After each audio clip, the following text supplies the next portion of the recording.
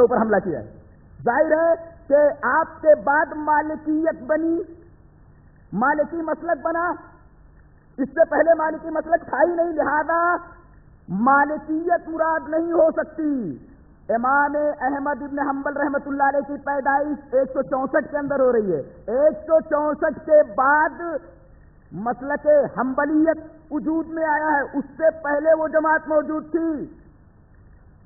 اسی طریقے سے حضرت امام شافعی رحمۃ اللہ علیہ کی پیدائش 150 میں ہو رہی ہے، یعنی جس سال حضرت امام ابو حنیفہ کا انتقال ہو رہا ہے اسی سال حضرت امام شافعی رحمۃ اللہ علیہ پیدا ہو رہے ہیں۔ اس کا مطلب یہ ہوا کہ ان کی پیدائش کے بعد شافعی مسلک وجود میں آیا، اور حدیث پاک کہہ رہی ہے کہ دنیا کبھی اس جماعت سے خالی نہیں ہوئی، اس لیے کہ لا تزالوں کا مفاد ہے استمرار بلا انقطاع، یعنی ان سے پہلے وہ جماعت موجود تھی۔ خود یہ حدیث بتا رہی ہے کہ اس سے مراد حنفیت نہیں ہے، اس سے مراد مالکیت نہیں ہے، اس سے مراد حنبلیت نہیں ہے، اس سے مراد شافعیت نہیں ہے، پھر کون سے لوگ مراد ہے، کون سی جماعت مراد ہے؟ وہی جماعت مراد ہے جسے حضرت امام احمد بن حنبل رحمۃ اللہ علیہ نے اصحاب الحدیث کہا ہے، حضرت علی ابن مدینی نے اصحاب الحدیث کہا ہے، حضرت امام بخاری رحمۃ اللہ علیہ نے اہل الحدیث کہا ہے۔ ایک پہچان تو یہ ہوئی کہ ہمیشہ رہے گی۔ دوسرا نقطہ یہ معلومات طائفتن، ایک ہی جماعت رہے گی۔ یہ چار برحق کیسے ہو سکتے؟ رسول اللہ صلی اللہ علیہ وسلم نے فرمایا ایک جماعت رہے گی، یا چار کو برحق بول رہے ہیں، یہاں کہیں گے ایک جماعت رہے گی، چار جماعتیں ہیں۔ اس کا مطلب یہ ہے کہ یہ چاروں جماعتیں مراد نہیں ہے، اس لیے کہ طائفہ کی قید ان چاروں کو الگ کر رہی ہے۔ وہ کوئی دوسرا ہی طائفہ ہے، وہ کوئی دوسرا ہی گروہ ہے، وہ کوئی دوسری ہی جماعت ہے۔ یہ طائفہ کا مفاد ہوا۔ لا تزالوا کا مفاد سمجھ میں آیا، طائفتن کا مفاد سمجھ میں آیا۔ آگے بڑھیے۔ لا تزال طائفۃ من امتی علی الحق، وہی جماعت وہی گروہ حق کے اوپر ہوگی، حق کے اوپر ہوگی۔ وہ بقیہ سارے لوگ ناحق پر ہوں گے، وہی جماعت صراط مستقیم پر ہوگی۔ اور منصورین کا لفظ قابل غور ہے، اللہ کی نصرت و تائید اس جماعت کے ساتھ ہوگی۔ ایک اہل حدیث اگر کسی گلی میں موجود ہو، چند سالوں کے اندر ایک جماعت بن جاتی ہے۔ یہ اللہ کی نصرت و تائید نہیں تو اور کیا ہے؟ ایک اہل حدیث کسی گلی میں موجود ہو، کسی محلے میں موجود ہو، اللہ کی نصرت و تائید دیکھیے کہ پوری جماعت بنا لیتا ہے۔ مخالفین خوف سے کانپتے رہتے، ان کے پروپیگنڈے، ان کی گالیاں اس بات کی دلیل ہے کہ ان کے پاس ان سے لڑنے کے لیے دلائل نہیں ہے۔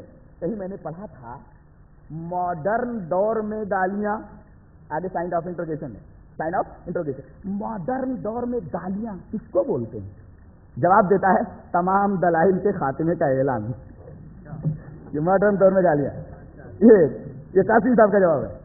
یعنی جو آدمی گالیوں پر اتر آئے، دلیل ہے اس بات کی کہ اس کے پاس دلائل ختم ہو چکے ہیں۔ ماڈرن دور میں گالیاں، جواب تمام دلائل کے خاتمے کا اعلان۔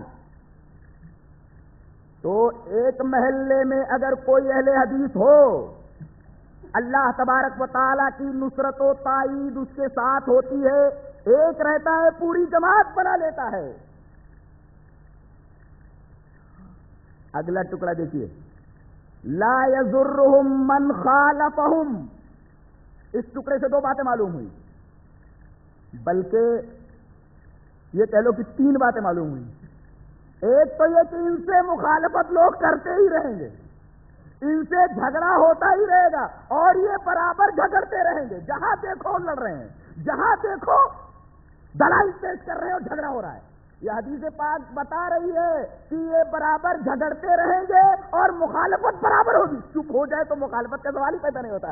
یہ لفظ بتا رہا ہے من خالفہم کا، کہ یہ چپ نہیں بیٹھیں گے، جھگڑا کرتے رہیں گے، مخالفت ہوتی رہے گی۔ پہلی بات یہ معلوم ہوئی کہ یہ چپ نہیں بیٹھنے والے، مخالفت ہوگی کیوں؟ اس لیے کہ چپ چاپ نہیں بیٹھیں گے، بولتے رہیں گے، اور جب بولیں گے تو مخالفت ہوگی۔ اور حدیث پاک بتا رہی ہے مخالفت ہوگی، لیکن مخالفت کا کوئی اثر اس جماعت کے اوپر نہیں ہوگا۔ لا یضرہم، کون لوگ ان کو نقصان نہیں پہنچا سکتے؟ من یضرو کا فاعل ہے، جو ان کی مخالفت کریں گے کسی بھی میدان میں ان کو تکلیف نہیں پہنچا سکتے، چاہے وہ دلائل کا میدان ہو تکلیف نہیں پہنچا سکتے۔ یہ بھی ایک نقطہ نکلا اس حدیث پاک سے، دلائل لے کر کے بیٹھیں گے تو ان کے پاس لچر پوچھ اور باطل دلائل کے سوا اور کوئی بات نہیں ہوگی۔ ایک نقطہ اور یہاں بتا دوں، قرآن حکیم میں کہیں بھی دلیل کا مطالبہ نہیں ہے، ایک نقطہ ہے یہ، قرآن حکیم دلیل کا مطالبہ نہیں کرتا، برہان کا مطالبہ کرتا ہے، سلطان کا مطالبہ کرتا ہے۔ اسی وجہ سے قرآن حکیم میں کہیں یہ نہیں کہا گیا فاتو بدلیل، ایسا نہیں کہا گیا دلیل لاؤ، بلکہ کہا گیا فاتو برہانکم ان کنتم صادقین، برہان لاؤ۔ اور کہیں کہا گیا ہؤلاء قوم اتخذوا من دونی آلیہ لولا یاتون علیہم بسلطان بین۔ کیا بات ہے، قرآن حکیم دلیل کا مطالبہ نہیں کرتا، فاتو بدلیل، دلیل لاؤ۔ دلیل تو سب کے پاس ہوتی ہے، قرآن کہتا ہے ارے دلیل تو بریلوی کے پاس بھی ہے، دلیل تو دیوبندی کے پاس بھی ہے، دلیل تو قادیانی کے پاس بھی ہے، دلیل تو ہندوؤں کے پاس بھی ہے، دلیل تو عیسائیوں کے پاس بھی ہے، دلیل تو یہودیوں کے پاس ہے۔ قرآن حکیم کہتا ہے دلیل دو، ایسا نہیں بولتا، بلکہ یہ کہتا ہے برہان لاؤ۔ برہان کسے بولتے معلوم ہے؟ قاسمی صاحب کو اس کی ہوا بھی نہیں لگی ہوگی، ان کے معلومات میں اضافے کے لیے بول رہا ہوں۔ برہان کہتے ہیں سورج کی وہ روشنی، سورج کی وہ شعاعیں جو سورج کے قریب ہوں۔ عربی میں وہ کہہ سکتے ہیں اشعۃ الشمس التی تقرب الشمس، وہ برہان، وہ کرنیں جو سورج کے قریب ہوں، ان کرنوں کو برہان کہا جاتا ہے۔ اب بتائیے وہاں دور روشنی ہے، بتائیے سب سے زیادہ روشن جگہ کون سی ہوگی؟ یہ جہاں میں بیٹھا ہوا ہوں یا جہاں وہ روشنی ہے؟ اس کا مطلب جہاں روشنی ہے وہاں کے اطراف و جوانب زیادہ روشن ہوں گے، اور جیسے جیسے فاصلہ بڑھتا جائے گا روشنی کم ہوتی جائے گی۔ اس کا مطلب قرآن حکیم کہتا ہے ایسی دلیل لاؤ کہ بات بالکل واضح ہو جائے، جیسے سورج کی وہ کرنیں جو سورج کے قریب رہتی ہیں ان کے دائرے میں اگر کوئی چیز آ جائے تو بالکل روشن ہو جاتی ہے، ایسی دلیل لاؤ۔ فاتو برہانکم ان کنتم صادقین، یہ ہے برہان کا مطلب۔ آؤ سلطان کا مطلب سمجھاتا ہوں۔ قرآن حکیم شرک کے بارے میں کہتا ہے ہؤلاء قوم اتخذوا من دونہ آلیہ، قرآن کا انداز بیان کتنا خوبصورت ہے، لائٹ لے لیتا ہے۔ ہؤلاء قوم اتخذوا من دونہ آلیہ، یہ انہوں نے اللہ کے علاوہ معبود بنا لیے۔ ہؤلاء قوم اتخذوا، یہ ہماری قوم جس نے اللہ کے علاوہ معبود بنا لیے ہیں۔ اچھا لولا یاتون علیہم بسلطان بین، یہ اپنے اس موقف کے اوپر، شرک کے اوپر سلطان بین کیوں نہیں لاتے؟ سلطان الگ ہے، بین الگ ہے، دونوں کا مفہوم سمجھا دوں پھر آگے بڑھتا ہوں۔ سلطان کا لفظ بنا ہے تین لام توئے سے، ایسی دلیل دو کہ آدمی کے ذہن کے اوپر مسلط ہو جائے، آدمی کے دل کے اوپر مسلط ہو جائے، سامنے والا چپ ہو جائے، ذہن خاموش ہو جائے، دل خاموش ہو جائے، اس کو کہتے ہیں سلطان۔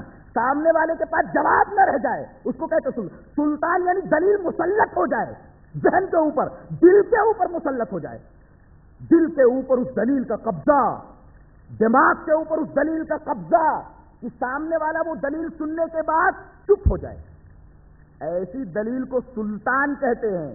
اچھا بین اللہ کہہ کر قرآن کیا کہتا ہے؟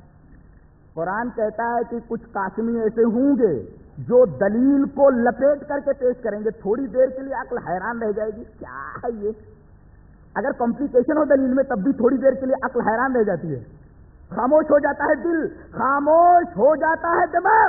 قرآن حکیم کہتا ہے ایسی دلیل نہیں چاہیے جس کے اندر کمپلیکیشن ہو، الجھا ہو، بلکہ دلیل ایسی ہو، سلطان ہو اور بالکل واضح ہو، کمپلیکیشن نہیں ہونا چاہیے کہ اس کمپلیکیشن کی وجہ سے عقل حیران رہ جائے اور دل تھوڑی دیر کے لیے سکتے میں آ جائے، نہیں، دلیل بالکل واضح ہو، سلطان ہو اور بین ہو۔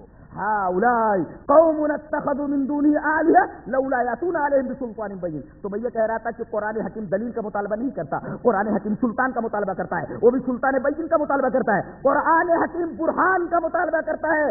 یہ سلطان کا مطالبہ اور یہ برہان کا مطالبہ اس بات کی طرف مشیر ہے، اس بات کی طرف اشارہ کر